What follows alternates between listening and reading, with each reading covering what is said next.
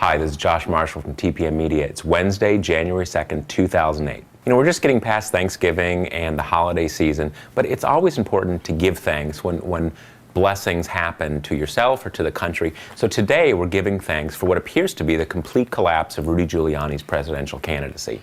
It's been a rough couple months for Rudy Giuliani. First there was Shag Fund, then there was his health problems, and before that there's all the crooked deals with him and Bernard Kerik and various business problems that he's refused to speak about. And it's starting to take a pretty clear effect in the polls. Pretty much from the start, all of Rudy's campaign has been based on how well he was doing in the national polls. But if you look at this poll right here, again, here's our trend line chart from pollster.com put together by Professor Charles Franklin. If you see, Rudy is there, the purple line, and just a couple months back, he starts trailing and he's just down, down, down, down, down.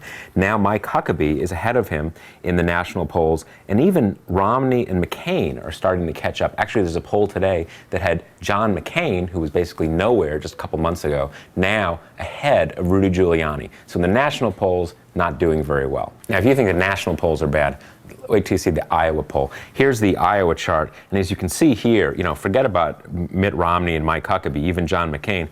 Rudy Giuliani has actually fallen behind Fred Thompson and even Ron Paul. You see down there at the bottom, there's Rudy's purple line just coming right in below Ron Paul's red line, just the ultimate ignominy. It's sad. Now finally, let's look at the New Hampshire chart. Here again, you see Rudy, purple line. And remember, New Hampshire, social conservatives aren't a big force in New Hampshire, so it should be a good state for Rudy. You see Romney still up there, and look, there is John McCain crossing ahead of Rudy, and Rudy may well fall behind even Mike Huckabee in New Hampshire. All right, so what's the big picture? Basically, Rudy Giuliani dropping like a stone pretty much everywhere. Rudy's strategy has been, don't worry that much how you do in the first couple of primaries. He's going to come back and win it all on February 5th, when it's basically a nationwide primary. There's states all across the country having their primaries all in one day. The problem is, Rudy is already falling everywhere, even in a lot of those states, and he's going to have so much bad press in January after he gets clobbered in Iowa and New Hampshire that it's pretty clear he's not going to end up doing that well in any of those states either. Now, what does it all mean? You could figure that Rudy could just go back and start cutting new business deals with international outlaws and pharmaceutical companies making dangerous drugs and stuff like that, or just going and finding new girlfriends for extracurricular dating. But that's not necessarily the case. Once the stain of abject failure attaches to Rudy, it's not really clear that any of these international high rollers are going to want to give him a lot of money.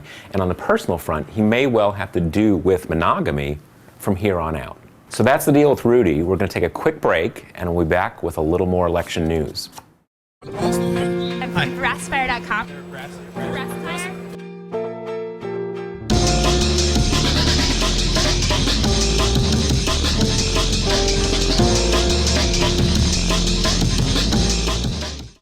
All right, we're back.